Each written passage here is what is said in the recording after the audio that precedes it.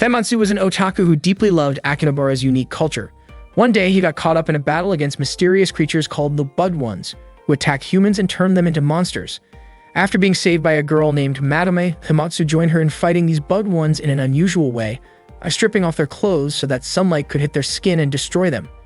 Together with his friends, he made it his mission to protect Akihabara and the otaku lifestyle he cherished so much. The story began when Akihabara was attacked by vampire-like creatures known as the Bud Ones. A man named Tenmatsu and Amatome worked together to fight them. The only way to defeat those creatures was by removing their clothes, since their bodies were highly sensitive to the open air. One day, Tenmatsu was running alone trying to escape from a woman who kept chasing him. Exhausted, he stopped to catch his breath, only to realize that she was already right behind him. Tenmatsu immediately ran again to avoid her. He thought he had managed to lose her, but the woman found him once more. She persistently tried to convince Tenmatsu to buy a piece of artwork worth 950,000 yen, even offering him a 5-year installment plan. She urged him to come back to the gallery and fill out some paperwork. Tenmatsu agreed on one condition, that she would join him in his battle.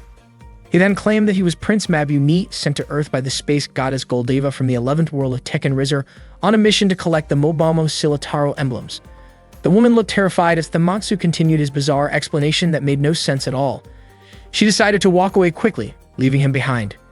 Tenmatsu was surprised that the story he wrote back in middle school actually helped him scare off the gallery woman. Not long after, Tenmatsu's younger sister Niwaka ran up to him. She looked confused and asked why he had left her when she had told him to wait. Tenmatsu apologized and explained that he had just been ambushed by a newly revived Yulian. Niwaka had no idea what he was talking about. Tenmatsu went on to say that Yulians were Akihabara's original monsters that could start a war if too many of them appeared. Niwaka then invited Tenmatsu to go to Animate with her to buy a new manga that came with a special bonus. Tenmatsu was not interested, but Niwaka begged him to come along so they would not get separated again. She asked him to wait at the nearby figure shop.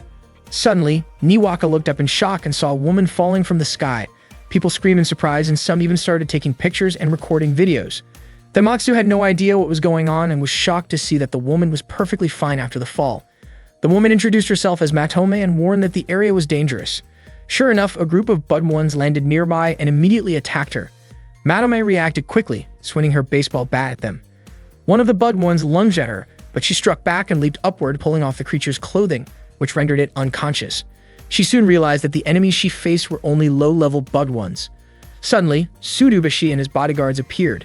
They were local residents of Akihabara who came to announce that the show was over and asked the onlookers to disperse.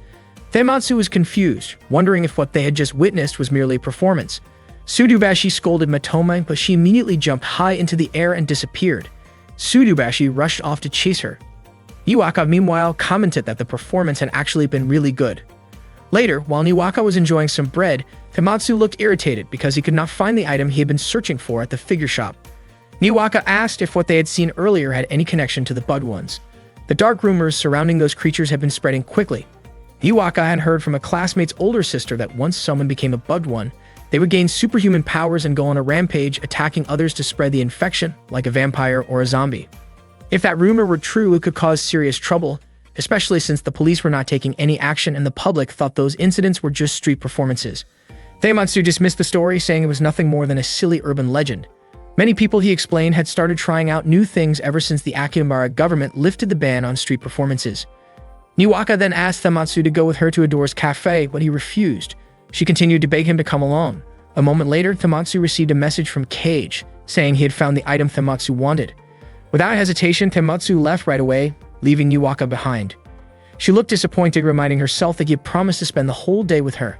When Tenmatsu arrived at the store he was looking for, he was completely amazed to find every version of the Anatomy Ranger figures on display. His eyes were immediately drawn to the blue foie gras liver version, a limited edition that had only been available at the Almori event last year. It had been produced again since then because it wasn't popular, so Tenmatsu couldn't believe such a legendary figure was right there in front of him. He felt like fate itself had brought him to that store to claim the mystical collectible. Just as Tenmatsu reached out to grab the figure, a girl reached for it at the exact same time. Neither of them wanted to back down.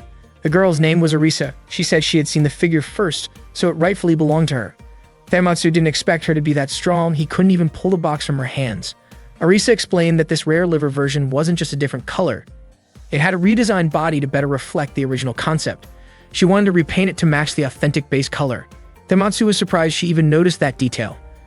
Arisa admitted she loved the liver figures deeply and asked Tenmatsu to let her have it. Tematsu became distracted for a moment, and Arisa took the opportunity to snatch the figure from him. Overjoyed, she began spinning around in excitement. Tematsu asked Arisa to at least share what she truly felt about that rare figure. He wanted to talk about the blue liver together and even hope they could become friends through their shared passion. He realized that both he and Arisa had come to Akihabara searching for rare treasures, breathing in the same air of friendship and sharing the same collector's spirit. Arisa was touched by his words, saying that he had spoken straight to her heart. When Tematsu offered a handshake as a friendly introduction, he was secretly planning to grab the figure again. But before he could make a move, a loud crash echoed through the store. Matome suddenly appeared and mentioned something about the Bud Ones before launching an attack on Arisa. Shocked, Arisa quickly dodged Matome's strike. Matome demanded that Arisa reveal her true identity, but Arisa had no idea what she was talking about. Matome insisted that Arisa must be one of the Bud Ones, judging by her unusual outfit and her superhuman strength. Worried that the fight might damage the figures inside the store, Arisa decided to fight back to protect them. Her punches landed solidly, forcing Matome to respond by pushing Arisa away, sending them both crashing out of the store and onto the street. Arisa tried to escape, but Matome chased her relentlessly. Meanwhile, bystanders began recording the fight on their phones. Not long after, Tematsu overheard people talking about an explosion at the Adores Cafe that had just happened that day. He suddenly remembered that Niwaka had wanted to visit that cafe. Panic set in and he ran straight toward the scene. When he arrived, a crowd had already gathered, and Tsuruba she was helping keep people away from the area. Tematsu tried calling Niwaka, but her phone didn't connect. Without hesitation, he rushed inside and climbed to the upper floor. When he opened the door, he saw several customers sitting motionless. He approached one of them to ask about his little sister, but the customer suddenly screamed, startling Tematsu and knocking him to the ground. The people around him looked almost like vampires ready to attack. Terrified, Tematsu froze until someone suddenly tore through the strange energy surrounding those people and they instantly collapsed. It was Matome. She said she had seen Tematsu around before, though she thought he tended to get in her way. Tematsu explained that he was looking for his sister, and as he looked around, he spotted Niwaka lying unconscious on the floor. He rushed to her side, but one of the Bud Ones lunged forward, trying to strike him with a fork. Matome jumped in to protect him, taking the hit on her shoulder. She told Tematsu to take his sister and get out of there. Tematsu hesitated, worried about Matome's injury, but she told him that he was only slowing her down, and that next time she might not be there to save him. After Tematsu left with Niwaka, another Bud One attacked Matome, and she defended herself using the fork and her staff, forcing the enemy back. Tematsu stopped in an empty room, shaken by everything that had just happened. Suddenly, Arisa dropped down from an air vent and greeted him. She said she had been caught up in a chase and that things had turned around unexpectedly. Her clothes had been torn during the fight, so she had changed into something else. Earlier, Matome had chased her down, but later realized that Arisa wasn't one of the Bud Ones and apologized for the misunderstanding. Out of curiosity, Arisa had decided to follow Matome afterward. Tematsu then realized that Matome often stripped her opponents of their outer layers to neutralize them. Arisa looked at Niwaka and teasingly asked if the cute girl with him was his girlfriend. Before Tematsu could answer, Niwaka woke up and said that her older brother didn't have a girlfriend and didn't have many friends either. Tematsu looked annoyed hearing that. Tematsu asked Arisa to take Niwaka somewhere safe. He trusted Arisa because he believed she shared the same spirit and determination as him. Tematsu was determined to go and fight the Bud Ones, but Arisa doubted his ability, thinking his physical strength was below average. However, Tematsu reignited his own fighting spirit by recalling a line from episode 34 of Anatomy Ranger. Arisa was unexpectedly impressed by his passion and decided to support whatever he planned to do. With renewed determination, Tematsu rushed off to help Matome. At that moment, Matome was on a rooftop, surrounded by numerous Bud Ones. To those creatures, Akihabara belonged solely to them, and all humans were meant to obey their rule. The Bud Ones attacked her from every side. At first, Matome managed to dodge their attacks skillfully, but soon her arms were restrained and their leader struck her repeatedly. Bruised and exhausted, she was accused of being a traitor. For a brief moment, Matome wondered if this would be her end. Suddenly, a cloud of gas burst toward the attackers. It was Tematsu who had come to help her. Thanks to his distraction, Matome was able to break free and rejoin the fight. Tematsu tried to spray them again, but his gas canister was already empty. One of the Bud Ones kicked him hard, sending him flying. Matome was confused about why Tematsu had come, but before she could ask, the Bud One's leader attacked again, knocking her down. The leader aimed a sharp object toward her chest, ready to strike, but at the last second, Tematsu threw himself in front of her to protect her. The attack hit him instead. Matome froze in shock, unable to comprehend why he would risk himself like that. The leader tried to go after them again, but Matome managed to escape while carrying the wounded Tematsu away from the scene. Tematsu lay weak in her arms and tried to speak, reminding her of his own words, that she should always follow what sparks her interest. But before he could finish what sounded like a final message, he went completely still. Madame desperately tried to wake him up. Tears fell as she begged him not to die, not for her, not like this. Refusing to accept his death, she gently held him close and pressed her lips against his, channeling a mysterious energy between them. A brilliant light surrounded their bodies, and moments later, something miraculous happened. Feimatsu opened his eyes again, confused and disoriented. Madame felt an overwhelming sense of relief. She explained that she had performed what she called a transcendence operation, something that went beyond fate itself, though it came with side effects. Before they could process what had just happened, more Bug Ones appeared. One of them, still holding a metal fork, lunged at them. Feimatsu instinctively caught the weapon mid-air and managed to defeat the attacker in an unusual way by removing parts of the creature's outfit, exposing it to the open air. Everyone watching, including the remaining Bug Ones, was stunned. Feimatsu realized something: these creatures were sensitive to direct air exposure. That meant the fastest way to neutralize them was to remove their clothes. Acting quickly, he disarmed several of them using this strange yet effective method. But the Bug One's leader attacked again and managed to strike Feimatsu hard enough to knock him off the rooftop and onto the street below. Madame rushed down to reach him. More Bug Ones surrounded them, but Feimatsu fought back, defeating them one by one using the same unconventional strategy. Finally, when the leader lunged toward him, Feimatsu threw a piece of fabric, caught hold of the leader's clothes, and pulled them away in one swift motion, ending the fight. A crowd began to gather, thinking the whole scene was part of a movie shoot. Some even recorded it with their phones. Feimatsu, still catching his breath, accidentally found himself staring at the defeated leader, who was left partially unclothed. Embarrassed, he quickly looked away when he noticed Matoma had caught him doing so. Surprisingly, Madame wasn't angry. She said she was impressed by how effectively he handled the situation. Matoma then introduced herself properly, but Feimatsu chuckled, saying her name reminded him of a mayonnaise brand reviewer. Madame apologized, saying that ever since that moment, Feimatsu would no longer be able to live a normal life.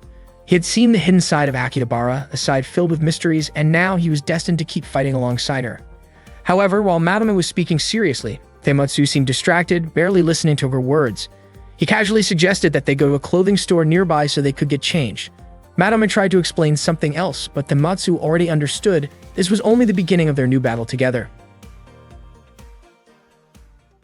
That night, Madame told Feimatsu that the creatures they had been fighting were called the Bug Ones, bloodthirsty monsters that disturbed the peace of Akihabara. Feimatsu couldn't believe the rumors were actually true. Most Bug Ones were low-class types, their bodies possessed by demonic entities known as Kurobugs. There were also Hazoku, beings capable of creating higher-class Bug Ones. Madame grew annoyed at Feimatsu's indifference, only to realize he was simply hungry and wanted to buy a katsu sandwich. She explained that the Hazoku were non-human beings able to create Bug Ones, and that she herself was one of them. Some Hazoku lived peacefully alongside humans, just like Matoma, who fought to protect the city of Akihabara. Lately, the Bug Ones had become more active, and Matoma had to keep fighting since her clan had defended the city for over 300 years. Because Feimatsu now possessed special powers, he could no longer leave Akihabara. Madame told him to join her in the fight against the Bug Ones. Feimatsu, however, wasn't interested. He said it all sounded like too much trouble and wondered why they couldn't just ask the police or the citizens for help. As he tried to leave to buy his katsu sandwich, he suddenly hit an invisible wall near the city border. Madame explained that the entire city was surrounded by a strong energy barrier designed to keep the Bug Ones trapped inside. When Feimatsu accepted the fate transcendence from Madame, it meant he had become her subordinate, a high-level Bug One. His hair would glow whenever he released his power. A short while later, Niwaka and Arisa found him, and Niwaka was overjoyed to see that Feimatsu was safe. Madame brought them to her base, an old hobby shop warehouse. Feimatsu couldn't contain his excitement when he saw all the video games inside, while Arisa understood why he was acting that way. She herself was amazed at the number of figures displayed around the room. Soon after, Feimatsu discovered Odyssey, the world's first home video game console. Meanwhile, Niwaka asked Madame whether Feimatsu was no longer human. Just as Madame was about to answer, Professor Tsujin suddenly appeared. He introduced himself with a ridiculously long name, so Feimatsu decided to just call him Professor. Tsujin explained that Feimatsu had actually died, but Matoma had revived him through the Fate Transcendence ritual, turning him into a high-class Bug One under her control. Now, Feimatsu possessed incredible strength, powerful enough to defeat ordinary Bug Ones in a single blow. The professor also explained that high-level Bug Ones created by Hazoku were far stronger than regular ones. Tsujin asked Madame whether the ritual had gone smoothly, knowing how much she disliked performing it. Niwaka finally understood that Feimatsu was no longer human. She remembered their father once saying Feimatsu had failed as a person, and the thought made her sad. Tsujin encouraged Feimatsu not to think negatively, telling him that he was actually fortunate to have evolved into a higher being. Feimatsu then asked what would happen if he removed his clothes, since the enemies he had defeated earlier had turned back to normal after their clothes came off. Madome told him he would find out on his own later. Tamatsu also wondered how he was supposed to take a bath if he couldn't remove his clothes. Tasujin said the base had a special shower room he had personally built. When Tamatsu pulled open the curtain, to his shock, Orisa was already there, and the situation quickly became awkward. Madome immediately scolded him, embarrassed by the misunderstanding. She reminded Tamatsu that, as her subordinate, the Bud Ones would now target him. That meant he had to fight and join the Community Defense Group, a volunteer team dedicated to protecting Akihabara. Most members were regular citizens who volunteered to help, though some, like Madome, devoted themselves fully to hunting the Bud Ones. Suddenly, Orisa appeared again, calling the whole thing so cool. Madome, flustered, tried to cover her up while keeping the situation under control. Tamatsu decided to stay at the base, realizing he couldn't leave Akihabara anyway. Niwaka was confused as to why he would live there, but Tamatsu explained he couldn't go home and would live with Matome for now. Madome reluctantly agreed. Niwaka worried their parents would be concerned, but Tamatsu asked her to tell them he had found a lifelong job. Niwaka said their mother might understand, but their father probably wouldn't approve. Madome told Tamatsu to get ready for their next mission, while Orisa cheered excitedly, so much that her towel almost slipped, causing another round of chaos. Tasujin mentioned that there was still one free room upstairs, and although Madome hesitated about living together with Tamatsu, Tasujin assured her that Tamatsu, while a bit clueless, was a good person at heart. Madome finally agreed and told Tamatsu he would officially work as part of the Community Defense Group, following her orders from now on. She asked him to clean up the room upstairs and informed everyone that their next mission would begin the next morning at 7. Niwaka could only hope that Tamatsu would be alright. The next morning, Madome walked together with Tamatsu and Orisa. Madome was puzzled about why Orisa was tagging along with them. Orisa explained that she had joined the public welfare group, which made Madome wonder who had even allowed her to join. Orisa asked Matome not to be so stubborn, saying she already knew that Madome was the one who repaired the damaged figurines. Madome admitted that she felt bad for the shop. She'd also apologized to Orisa because the day before she had mistaken her for one of the Bud Ones and attacked her right away. Suddenly, Orisa hugged Matome tightly and said she wanted to be her teammate. Out of nowhere, Tamatsu announced that he had already decided on a name for their team. In fact, he had thought of it since yesterday. Matome immediately disagreed, saying the name sounded awful, but Tamatsu insisted that it was a combination of all their names. Even so, Madome firmly refused. A moment later, members of the Akihabara Public Safety Group arrived. They wanted to ask about the violent incidents that had occurred around Akihabara the day before, especially since there was information suggesting that Madome and Tamatsu had been involved. They were also curious about why Tamatsu was always seen with Matome. Maybe he was part of the organization too. Tamatsu explained that he and Matome were part of a team called Electric Mayonnaise. Orisa quickly pointed out that her name wasn't included in that team name, so Tamatsu decided to change it to Electric Mayonnaise and Friends. Madome got angry and hit him repeatedly, refusing to accept such a ridiculous name. Hinjiro didn't care much about what the team was called, but he found it strange that members of a public organization were the ones causing incidents. Shohei scolded them for stirring up trouble in Akihabara, a place that already had an unspoken rule about maintaining order. Madome urged Tamatsu to leave right away, but before going, Tamatsu told them not to underestimate their team. Orisa acted cheerfully and told them not to worry too much about it. Later that day, Madome and the others went to a cafe to talk about the Bud Ones incident. Tamatsu was confused because online news reports claimed that a cosplayer had gone berserk instead. Madome explained that their enemies had used something called Kurobug to create many allies. She believed that they were trying to take control of Akihabara and that their organization was known as Metronica. Madome was convinced that their main base had to be somewhere within the district. Tamatsu pointed out that it would be pointless to fight the enemy without knowing their exact location. Madome said she didn't care, she just wanted to protect the city. Orisa agreed, saying she also wanted to defend this place full of amazing things. Tamatsu, however, couldn't help but think about shopping while he was still in Akihabara. Instead of that, he had been patrolling since morning, and since none of them were being paid, he wondered how they were supposed to survive like this. It turned out that Tasujin's Research Institute had been providing them with some funding, but it wasn't enough to cover the rent for their base. When Tamatsu asked how they were supposed to make a living, Madome told him he should find a part-time job. Not long after, Momo appeared and approached Tamatsu. Momo was a well-known freelance waitress famous for her legendary service. Orisa was thrilled to meet her in person. Momo then suggested a good place where Tamatsu could find a side job. They soon visited the Mashiro agency, where Tamatsu asked for an easy job that paid well. The agency handed him a flyer, but both Madome and Orisa didn't trust it. The agency staff said they weren't responsible for any of the information on it. Madome commented that most of the sensors Tasujin had made were basically useless anyway. Tamatsu decided he should head to the Eshigoya Tokyo Military Goods Store, which was looking for part-time employees. When they arrived, the place was packed with people. It seemed like military-themed items were really popular at the moment. Orisa mentioned that thanks to certain admirals and tank girls, the military theme was always trending. Tenmatsu, however, thought it was just a bunch of low-level fans looking for the latest model kits. Orisa teased him, saying he was also a hardcore military otaku himself. Suddenly, Tenchao appeared and said that he didn't have any valuable goods to sell to those customers. He fired his weapon into the air, leaving Tenmatsu completely confused about what was going on. Out of nowhere, ghostly military spirits appeared, capturing and possessing the visitors in the store. The sensor device detected an intense reaction from Tenchao. It turned out that he was actually the leader of the military-type Bud Ones. Matome declared that Tenchao was a high-class Bud One and urged Tenmatsu to fight alongside her. Orisa, full of excitement, joined the battle too. Together, they managed to defeat many of the Bud Ones. But Tenchao ordered his soldiers to take down Matome and her team. Chaos erupted, and people started fleeing the building in panic. Meanwhile, Masato was on a nearby rooftop with Fukame recording everything that was happening below. Meanwhile, a squad of Bud One's soldiers opened fire on Tenmatsu and his friends. Orisa quickly jumped toward the soldiers and kicked one of them, even managing to snatch his weapon. Matome was surprised that Orisa could pull that off. The three of them moved forward to attack Tenchao. Tenchao soon realized that Tenmatsu and Matome were immune to his soldiers' regular weapons, so he ordered his troops to switch to special ammunition. The next volley tore through Tenmatsu's and Matome's clothes, and Tenmatsu felt his body burning from a strange effect. It turned out those bullets were designed to shred clothing. Matome told Tenmatsu to fall back. The three of them quickly jumped out of the store.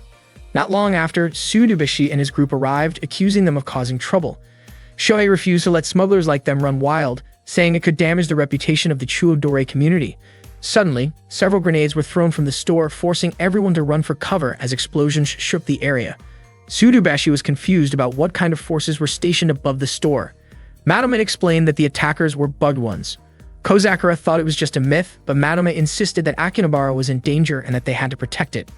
Orisa added that Matome's team was also defending Akihabara, just like Chuodori. She then hugged Tsurubashi and asked him to be friendly, since they were all members of the same community. Tenmatsu urged Orisa to leave, but Tsurubashi suddenly agreed to help. Although his teammates were hesitant, Tsurubashi reminded them that even if they didn't believe in the Bud Ones, keeping Akihabara peaceful was still their duty. Orisa was thrilled, while Tenmatsu thought the more people they had, the more exciting things would get, especially since he already had a plan for the next battle. Orisa was full of energy and ready to fight alongside them. When they reached the front of the store, Orisa kicked down the line of guarding soldiers. Matome was amazed since she was used to fighting alone. As soon as they entered, they started facing the Bud One's soldiers head-on, returning fire while Matome swung her baseball bat to take them down. Matome asked Tenmatsu to deal with the store manager, Tenchao, while she handled the Kurobug soldiers. Tenmatsu asked why Tenchao was doing all this. Tenchao replied that he had no use for unfaithful, trend-chasing people, claiming his store was meant only for experienced elites. He said most of those wannaves would become his pawns in taking over Akihabara. Tenmatsu told him he should treat newcomers better, reminding him that he probably once thought every Japanese fighter plane was called Type 0. Embarrassed, Tenchao tried to deny it and opened fire on Tenmatsu, but Tenmatsu quickly used his clothes for protection, leaped at Tenchao, and pulled off his outfit, ending the fight in an instant. It turned out Tenmatsu then borrowed the clothes from Tsurubashi for protection. However, once he removed Tenchao's outfit, Tenmatsu suddenly vanished. Matome realized that people possessed by the Kurobug would return to normal humans once their clothes were removed, but high-ranking Bud Ones and Hazoku would disappear entirely when that happened. Matome apologized for what had happened, but Tenmatsu's spirit remained high. He said he needed to enjoy life while he could and wanted to buy lots of things so he wouldn't have any regrets. He even decided to look for a job to earn money, rushing off to an agency office. Matome was baffled by Tenmatsu's reckless enthusiasm. Meanwhile, Orisa had successfully gathered and cared for the victims who had turned back into normal humans. News outlets soon reported that the chaos in Akihabara was a clash between otaku factions. The report was aired by Masato on his channel. After finishing the broadcast, Masato admitted that the story felt a bit exaggerated, but it was actually Fukame who had ordered him to present it that way. Fukame couldn't believe that a high-ranking Matrotica member had been defeated so easily, and she began preparing her next plan.